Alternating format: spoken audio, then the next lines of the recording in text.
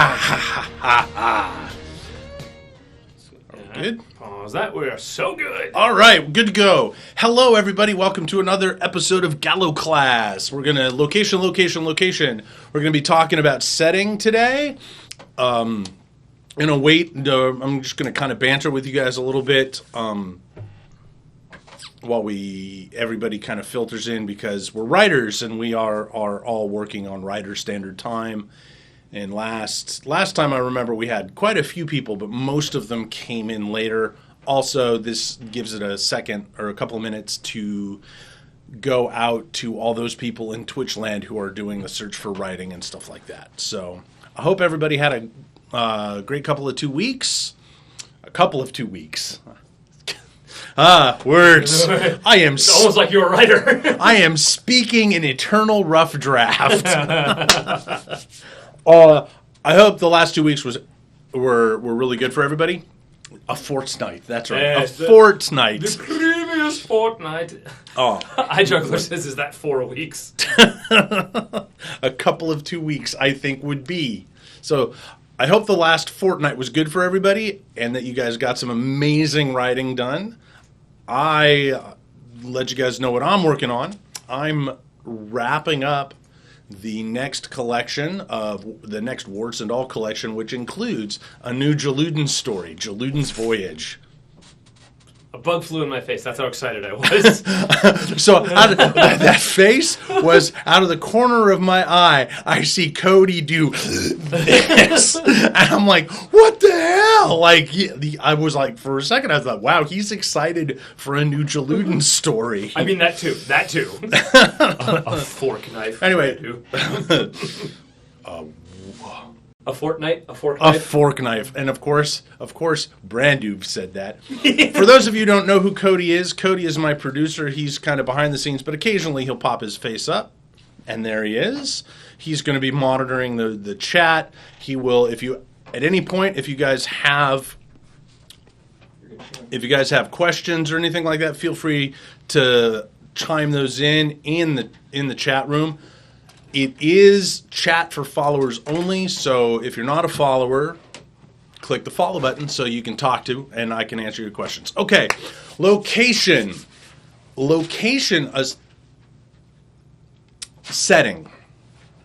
Setting in fiction in some ways is one of the most challenging for a lot of writers, and the reason is because it's, in some ways, a lot of writers want to make it static, and I'm collecting my thoughts right now as I'm really getting into this, and I'm like, okay, which order do I want to do all this stuff? So, competent writers will take a setting, and they'll give us the picture of the setting. It's like, oh, hey, we could like see it as if we're looking at a postcard, or like somebody's doing a YouTube video of their home or the restaurant, saying, oh, this is over here and this is over here and everything. Competent writers do that so that the reader goes, I understand what this place looks like, slightly more competent writers, what it sounds like, what it smells like, even kind of what it feels like to be in that location, in their fiction, their story, their novel, whatever. Excellent writers, they will take a setting and they will make that setting unique to each character that has a perspective in it. And the reason they do that is because settings themselves in our stories... I'll back up a little bit. I believe, when I'm writing, that we should treat settings as characters in and of themselves. Okay? They don't necessarily say anything. They're not characters with dialogue, but the reason I say they're characters in and of themselves is every character that you have in a story that interacts with another character builds a relationship. There's a relationship between those two characters. And the characters, when a character enters a setting, the character should have a relationship with that setting. And you can tell right away, a lot of times with a really excellent writer, you can tell the relationship that the character has with the setting, how long that character, how often that character has been there, if it's the first time, if they've hung out there a lot. And you'll get the sense of, as a character continually goes back to a setting or stays in a setting, kind of the history of the relationship. And every character that goes into that setting should have a different relationship with that setting. And so I'm going to give you a little exercise, you guys, so that you can kind of wrap your brain through this. And it's just this little thing in your notebook or in your laptop, not anything that you're ever going to put in any of your writing. But we should all do exercises like that. That's not ever intended for publication. So pick some place you go a lot. Okay? It could be a classroom, it could be work, it could be the Starbucks where I do a lot of writing, or you do a lot of writing, your favorite pub, Comic-Con, whatever. Just pick, but something that you are really, really familiar with. And just kind of write a paragraph or two about your relationship with that setting. What does that setting mean to you? What are things that you notice about the setting? Okay. Then you're going to do that 3 more times. The second time, you're going to do that, except instead of you being in the setting, what your relationship with the setting is, it's going to be Batman. You're going to write Batman going into that setting. Because Batman... I'm in a mood tonight. Okay. You're gonna get us sued. I can say Batman. Anyway, Batman is going to have a very different experience of that setting and a very different relationship of that with that setting than you. And then to really punch into how different a relationship each setting is going to have for each individual that goes into it. And during the last presidential election, I started throwing this out, and I keep doing it just for the sake of perspective. I'm not, and this isn't about politics. I'm gonna list 2 political figures in this country. This isn't about politics. This is about awareness of characters' relationships with the locations they go to. So the second person, or the third, because you're the first, Batman is the second. The third person is going to be Hillary Clinton. I don't care about your politics. It's going to be Hillary Clinton.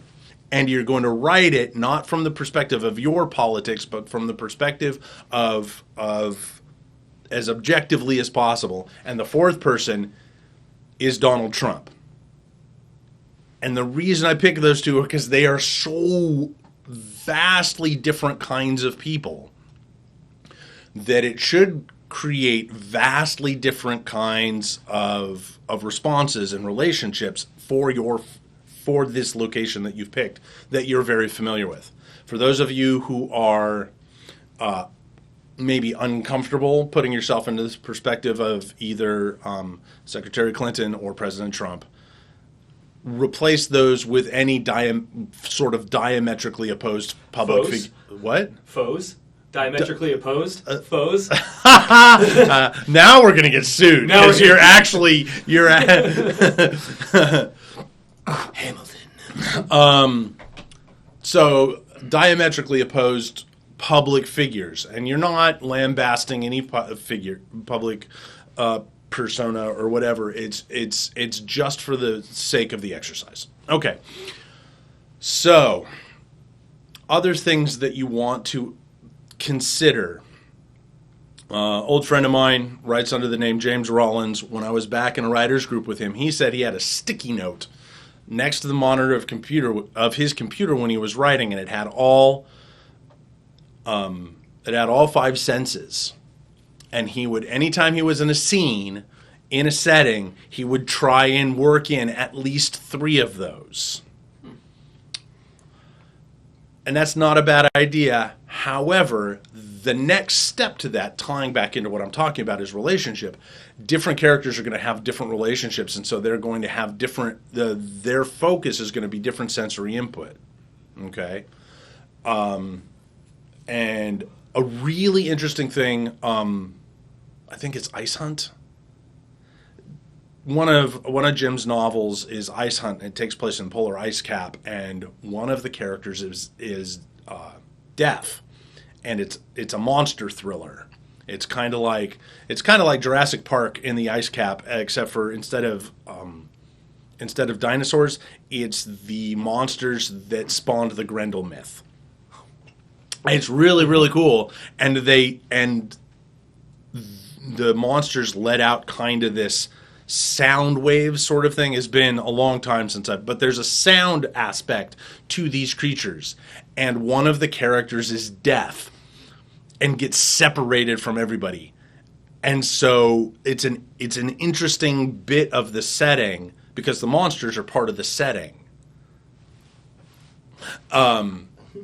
And so with that removal of that sensation, suddenly the tension in her perspective, in that character's perspective, gets ratcheted way up because the one telltale thing for these monsters that like to eat people is, the one benefit is now gone. And so that was really interesting. And it's a hell of a fun read. Anyway, just shout out to my buddy Jim. Okay. So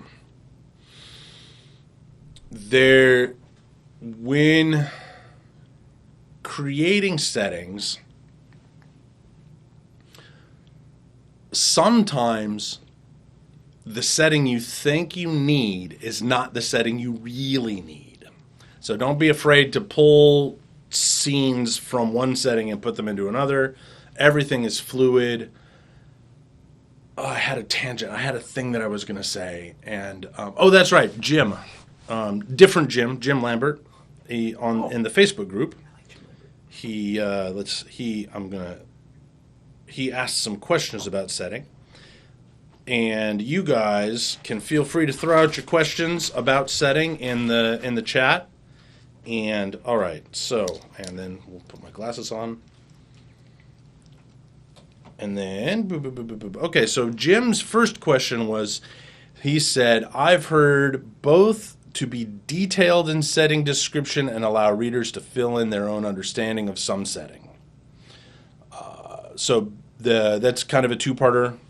Either really, really detailed or allow readers to fill in. That's good. I'm glad I did this because that jogs my memory of what I was going to say. What are some good ways to decide between details and generalizations? If the characters are in a doctor's office, waiting room, how much detail is necessary? And if they are driving a car somewhere, how do you determine if the make and model is relevant? Okay, so this goes back to what I was talking about, is it's specific to the character. For example, if I get into your car, I'm going to notice the color, probably. Depending on, what kind of mood I'm in. I'll notice the color. I'll notice if it was a sedan or whatever, unless it's like, oh, we're getting into a Mustang and we're going to have a good time, or, oh, God, it's like one of those like little eco car things. I would notice that. But if it's a Honda or a Toyota or a whatever, I'm not going to tell. But somebody who's a car nut is going to know every single aspect of that. So that's one way. If you're in sort of a generic setting, if you've put a scene in a generic setting, which I would caution you against doing, because it needs to be specific. So, but if it's just a doctor's office or something like that, give just a few hints. Trust your reader's experience, the universal experience. If it's in the modern, if it's contemporary. Or, one of the things that you don't want to do, you don't want to overload your reader with a bunch of details, no matter how wonderful they are, so that they get bogged down in, okay, I've got this setting. Please get on with the story. Oh, please get on with the story. Give enough details, and this will take you some time to get to the point where you can balance this out. The reader doesn't need to know everything about a setting, but they need to get the sense that you do. And so and that the characters are really interacting with that setting. Okay. And and a lot of that will depend on what is going on, what kind of action is going to be happening in the setting. If there's a fight and you need stuff part of the setting to play into the fight, the reader better, if not understand the specifics of that, you need to set up well enough in advance the things that are going to come into play in that fight so that the reader goes, oh yeah, that's convenient. We don't want to do that. We don't want to do that. Then the other one that Jim asked was, if characters visit this, and I love this one. I love this one question.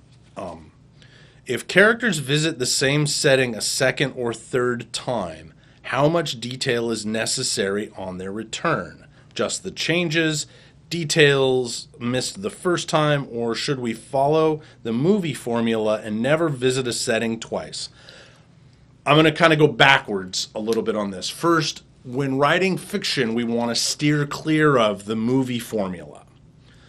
The reason we want to steer clear of the movie formula is the movie formula, the 3-act structure of movies, is designed specifically for storytelling in a visual medium. And if we go back to the same setting too many times in one, it gets old. We need to constantly, you don't have the danger of that in fiction. And in some cases, you want to keep going back to certain locations because there's relationships between the characters, especially if the setting has a different relationship with multiple characters that start changing over time. Okay? And that's the big difference between settings in movies or TV. And in TV, we go to the same settings all the time. I mean, some of, like Cheers, had, 12 or 13 season in the same bar. It's comfort.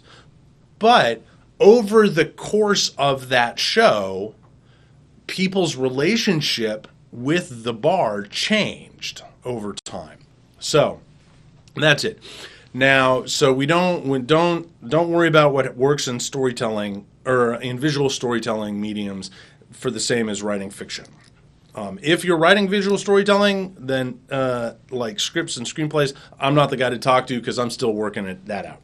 However, let's go back. Okay, so now I go back to the beginning. How much detail is necessary on their return? Part of the answer to that is how many words has the reader gone through since they've been at that setting before?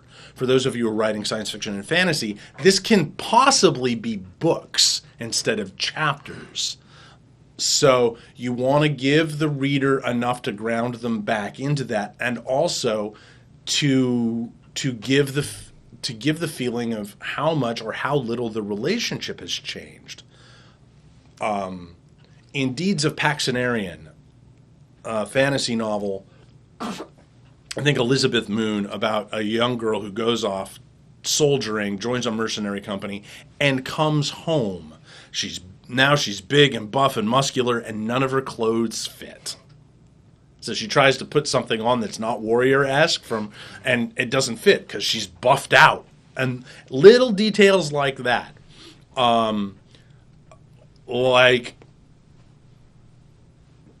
I think one of my favorite juxtapositions of returning to a setting is in Lord of the Rings, where the hobbits leave the Shire and then they come back. is a very different relationship. One, because the circumstances of the Shire have changed, but also because the hobbits are very different characters than the ones that left. All right, they ran away, these scared little, oh my God, what's going on? This thing is happening. Where are we going? What are we doing? And they come back. They all come back as they've been through it, and now they're back and confident and sure of themselves, and they have no fear, even in a situation where all the other hobbits are fearful. So that's a great juxtaposition of that.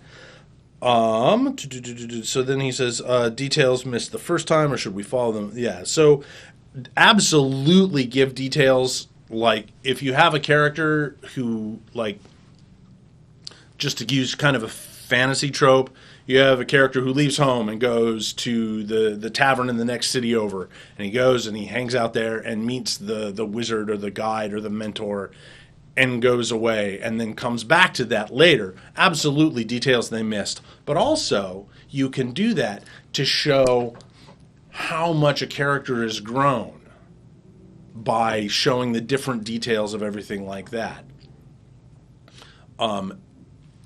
And also how much the setting has changed. Like, oh, that wasn't there. Or, oh, yeah, I kind of remember that being there, but I missed it the first time. So that's how those are things. Really, the best way, though, to get your readers invested in your setting, especially a setting that's going to be important to the story, is show it from different characters' perspectives. Especially if you can show it from an antagonistic character and a protagonistic character, because you're going to get very, very different relationships for those, and they're going to be noticing different things, especially if, now it doesn't have to be like a fist fight or a sword fight or a gunfight or any kind of physical confrontation, but if there's a social conflict in a setting between your antagonist and your protagonist, oh my God, if you can do that, especially if they've both been in that setting previous to them having this confrontation, oh, there's so many different layers and levels of storytelling and characterization and world building that you can do with that. But my best to kind of wrap up before I open it up to questions for you guys, all of this boils down to creating immersive or creating visceral, memorable settings requires a character to interact with it. Not just show up, but to interact, and in that interaction, build a relationship. Because even when we interact with people, and even if we interact with people one time, they leave a lasting memory in us. I was in one of the Starbucks that I write in a lot earlier today. And I remember this guy who I based a character on who's going to show up in one of the next Deadweight stories. It was this black dude with dreadlocks and the John Lennon, mirrored John Lennon glasses. He had a suit and jeans and a suit coat. And he just struck me, and we had a really brief conversation, but he struck me as this really cool, chill, awesome dude. He had this really deep voice, almost Southern, and I turned him into, no spoilers. But those of you who are Deadweight fans, you're going to meet him in the next episode of Deadweight, which will be out by the end of the year. Scout's honor. All right. So anyway, we're going to open it up to questions. You guys fire away any questions you have about building setting. I'm going to hang out for a couple of minutes while I do that. For those of you in Sacramento, in a little under 2 weeks, I'm going to be doing a workshop on the Delta King at 3 in the afternoon. It's on the you can check it out. It's on the Gallowclass website or the Gallowclass page on my website. We're going to be doing really neat things with color in writing, and good one. Huh? it's gonna be fantastic. So if you're in Northern California and you wanna really go into different ways to use color to really freshen up your fiction and draw your reader into the world through the use of color in descriptions and things like that, you should come to that. Also, same day at the Delta King Bard for Life Atomic Theory. If you come to the show, you get to go to the workshop for free. And we have a question. So this is from iJuggler. Setting as world building. Setting, character, plot, and theme all interact, even when we're creating the story. How much emphasis would you recommend giving setting? Would you say work that in first, second, last, most important, least in creating? I love this question. While I think about this question, I need you, iJuggler, to really quickly define theme for me, because that word means different things to different people. In my own crafting of stories, I pretty much ignore theme. Most often, theme is a word academic and lit people use and throw around to make themselves seem really smart. That most of the serious writers, it's kind of an afterthought. But for the rest of that, while you're defining theme for me, which may alter how I'm going to respond to this, let me look at this one more time. Would you say that is first, second, last, most important, least? How much emphasis? Right. How much emphasis? Get among other elements. It really depends on your story. Like, it really depends on your story. Because like if I have a story or part of a story or a scene set in a Starbucks because a couple of people are meeting at the Starbucks, it's a Starbucks.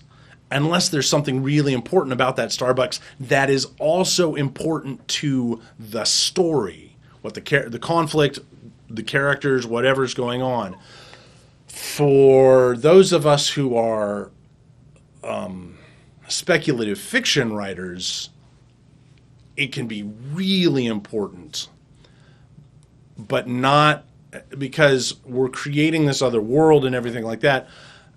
And I think I'm going to do just jog my. Okay, put that off to the side.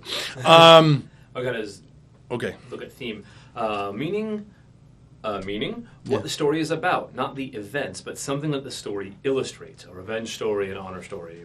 So and that's what I figured you thought of what you meant by theme. In rough drafts, I ignore theme. I don't care what the story is about in while I'm rough drafting, and because I don't necessarily know what the story is really about. There's to go off topic a little bit. Whenever you're writing a story, there's the triggering inspiration of the story, and then there's the essence of the story. And the poet Richard Hugo, and I love him because he was a really smart dude. He talks about in poetry, there's this example of you have a person who sits down to write a poem about autumn rain, and they write 3 lines about autumn rain, and they've pretty much said everything they have to say about autumn rain. And that's kind of what they decided is the theme of their poem. And then the rest of the poem becomes then them trying to figure out new and different ways to say everything they said in those first 3 lines because they've said all they have to really say. So instead of just kind of going with the flow of what goes on. So theme when we're crafting and everything like that, even in the second draft of a story or a novel or whatever, theme is not something that we want to worry about. Now back to setting. They're all first important. Character, setting, plot. they are all most important because all those pieces, and that's kind of one of my big pet peeves is people say, oh, I'm studying world building, or oh, I'm studying character. And yes, I come in and I speak about every week. I speak about different aspects of writing here, but when you get down to it,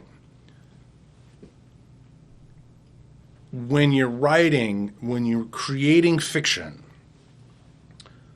and you've got all these pieces interweaving together, if you're considering one more important than the other, then, or more to the point, if you consider some of them or one of them or any of them less important to the others, you can take that out and your story doesn't suffer. Which means that you're neglecting something that's integral to the creation of your story, which means you're not really writing a story. You're writing something kind of like a story. So the answer that I have to you is yes. It's they're all intertwined because character creates plot creates character change. All this takes place in settings, and does that? I'm hoping that makes sense. But yeah, when you're thinking about the aspects of story, they all need to come together and they all need to work seamlessly so that when somebody reads it, they don't think, oh, I could take that out. Like, who do I want to put on blast? I'll put George on blast because he's George R.R. Martin, and I am so insignificant in his world. And I'll juxtapose the show. Spoiler alert for Game of Thrones. There's the show, and then there's the book.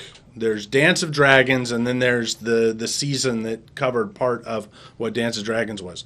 There was a subplot in the books with a bunch of characters that didn't exist in the show. The show took those characters out, and nothing suffered.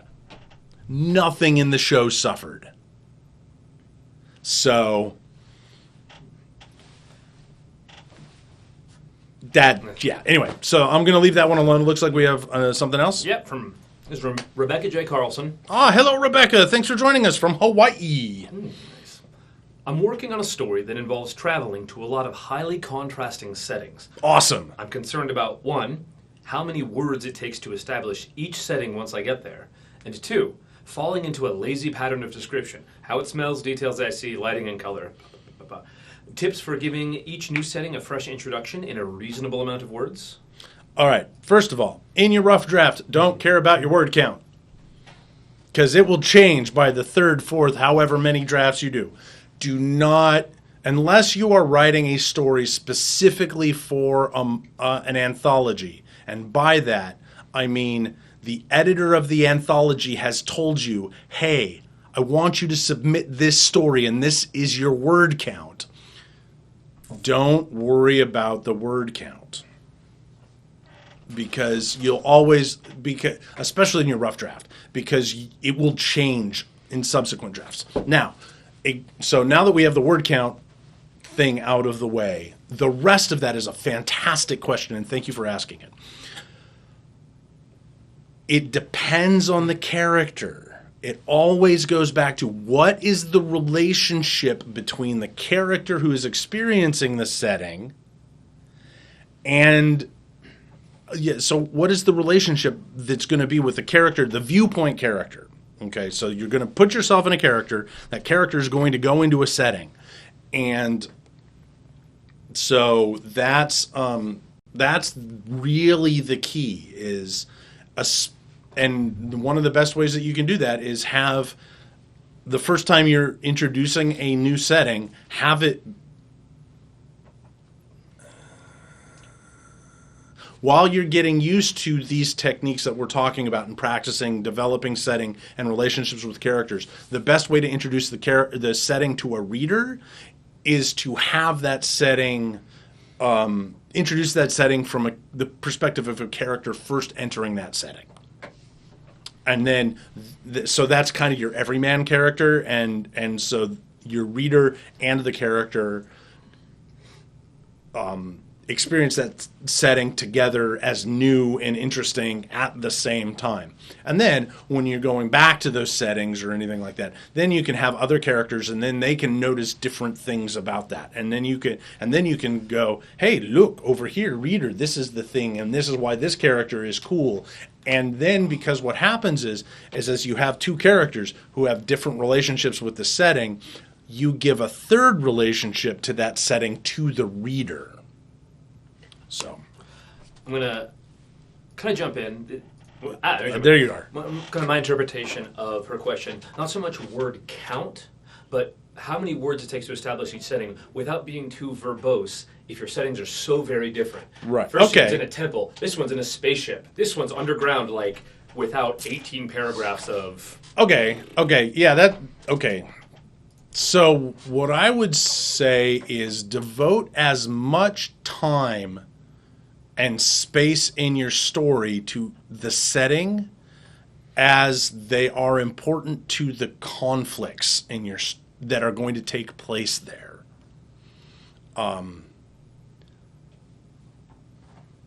And conflicts don't always have to be they don't have to be physical confrontations. And so, and that's why, and these are great questions, and there's so much about it, and I think that's why so many writers have, especially genre writers, have such a challenge with setting, is because how much is too much, how much is too little. In your rough drafts, this is what I'm going to tell you, Rebecca, and everybody else. In your rough drafts, go overboard.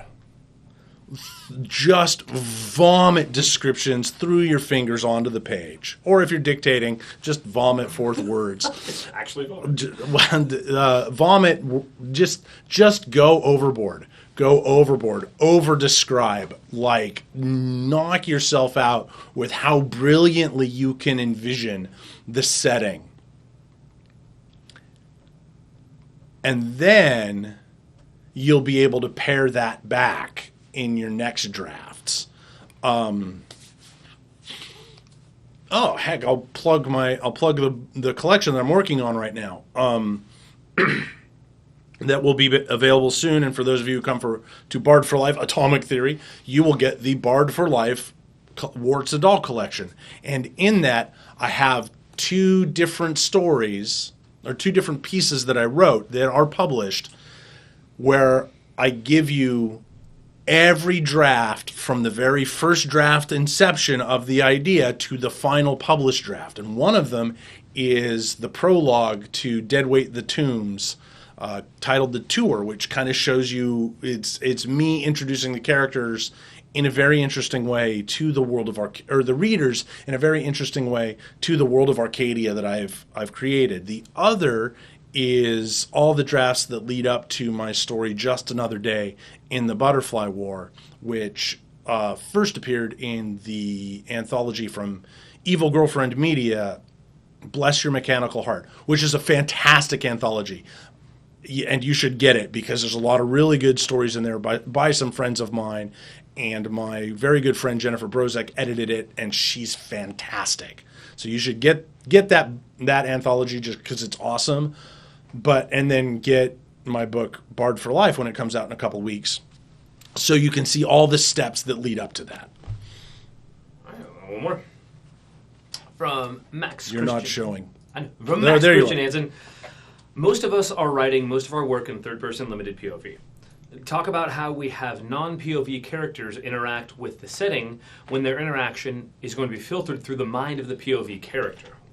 Ooh. Saucy. So, I think now I'm going to have to do an episode on perspective because. Yeah, I was gonna say that's a whole. Because perspective. Okay, so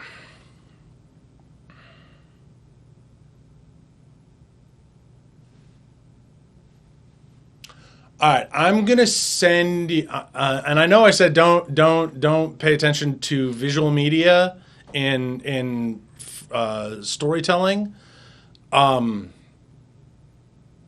I'm going to do that now. Well played. So what I want, there's this fantastic movie called Baby Driver. If you haven't seen dude, you would love Baby Driver. All right. So, it's directed by the guy who did Hot Fuzz and Shaun of the Dead. Oh my God. Yeah, I can't remember his name. Him. Yeah. I'm gonna Google it. So the opening scene is a car chase, and it is among the most fantastic car chases. Edgar Wright. Edgar Wright, yeah. It's one of the most fantastic car chases ever put to film. It's just really, really cool. After that, you have the main character, Baby, going out of a building to a coffee shop and back to the building. And he interacts with the setting. And it's one shot. It's like a 5-minute long single shot with people moving around the background. And he's listening to music and dancing while he's going to get coffee. It's going to get coffee, coming back from getting coffee. And he's dancing around, listening to music, and he's very aware of the setting. And other people and he's interacting with other people. So go and check that out. And that's a good one. I'm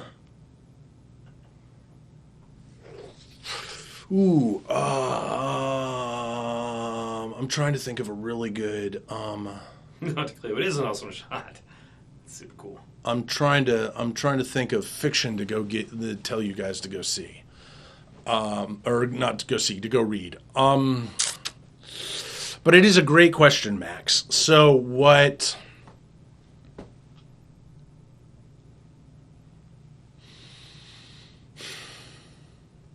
I'm thinking because I have a kernel of an idea. So one of the things that you can do, okay, let me look at the question one more time. Is non-POV characters interact with setting when their interaction is going to be filtered through the mind of the POV character? Okay, so this is a great question, and it's so layered and it's so awesome. This could be your next freaking episode. No. It's really simple in that. I mean, it's not simple. Okay, maybe it's simple, but not necessarily easy. Because part of it will depend on how astute your third person perspective is, and you can show a lot about how observant your viewpoint character is, and this is the same for first person, is what they notice, and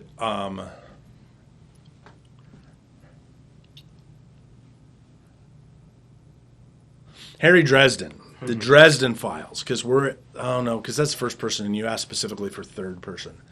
Yeah, I don't have a good example off the top of my head. I'll have to think of something and I'll post it. But basically, hey, Cody. Yo. Put yourself on the camera. So Cody and I do a lot of conventions together. He helps me with my table. He helps keep me sane when I have people who come up and like towards the end of the weekend, the people are just jabber at me. He's the guy who interjects and distracts them so that I can extricate myself. I actually pay really close attention to what Cody does in those situations, especially towards the end of the weekend, because I watch who he's interacting with and how he's interacting with them. Now, this is an inner character thing, but also when we're just walking around, sometimes we go to Comic-Cons and we're not working a table. We're just walking around being nerds. And I'm kind of cognizant of what he's doing when he's with me, because if I suddenly see him veer off somewhere, because our nerdness kind of coincides in a lot of ways, I'm like, oh, what's going on? And like, I want to see what he's invested in. And that's a way that you can do that. Oh God, so many great questions. I should write a book or something. Something like that. Maybe you get started on one. Oh, okay. So I hope that helps. That's a really good way though but going back to relationships, because it's all about relationships. That's a really good way if you have your viewpoint character observing a second character interacting with a setting, having a different relationship than your viewpoint character has, and kind of forces your viewpoint character to reevaluate that character reevaluate their relationship with the setting. Those moments are golden. Those are those are great. Okay, do we have anything else? That looks like about it. Okay. And there's that while I type in your Oh, Patreon. all right. Again? Yeah. I thought, she subscribed. Awesome. Yeah. Thank you, Auntie Cleo, for subscribing. All right. So, so that's it for this week. A couple of things. Going forward, again, we'll be back in 2 weeks. I don't remember what the topic is 2 weeks from now because I've just been going crazy from so many different things. But we're coming up towards the end of the month, so if you guys want to do any private mentoring with me, hit me up on whatever social media you guys follow me. You can message me on Twitch. You can message me on Facebook. My DMs on Twitter are open. Slide in. I have a couple of places. I have a couple of spots left in the self-paced class. Exploring your aesthetic. I have 2 open spots right now for one-on-one mentoring. We can figure out specifically what you want to do. I have the genre fiction masterclass, but I'm thinking about that's currently a self-paced class, but I'm thinking about making that a group class because I think that would be beneficial for people to be able to bounce ideas off of each other. And basically what that is that's going to be all the genre stuff. It's going to be taking a look at all the genre stuff that I studied during my MFA program so that you guys can get the experience that I did without having to, go into debt. Thousands and thousands and thousands of dollars to the United States government. You just sell a kid in a year too. Patreon? Oh, yes. Also, I have a Patreon. Right now, daily, except in rare cases where I muck up the scheduling or I just sleep too late, you guys will get a new story told in single-page vignettes. That's every day. Last week, I posted a story specifically for my Patreon, for my patrons in my Kinfolk collective story, shared, connected story world. That'll be interesting to see where those go. I'm going to start posting rough drafts of things. I think I'm going to do the first couple of the new Jaluden stories this week. I'm going to post those up so you guys can see those. I have subscription levels. I have subscription or support levels $1 and up. If you can, that'd be great. If you've been to my storytelling show at Renaissance Fairs or Ask for Money at the end of the show, this is basically the internet equivalent of that.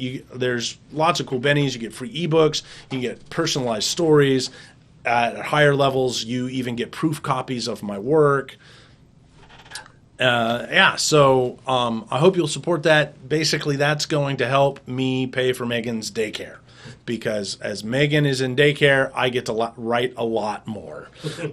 And I think that's it. That's about to do it. So we kind of went all over the place, and I gave you guys a lot of really intense, a lot of stuff tonight to think about. So let me know on whatever social media. You can go to the Facebook page or the Facebook event page and let me know if you'd like more on setting, because there's so much more that I could talk about. So I could do another episode on different aspects of setting or anything like that. Tell me what feel free to message me and let me know what topics you guys would like me to cover. I know what I like talking about and the things that I think are going to be interesting. But ultimately, I'm here to help you guys get to be better writers and to really engage in your craft on deeper levels. So I just want to say, I got asked, for those of you who didn't see me blow up, nerd out about this weekend in Southern California,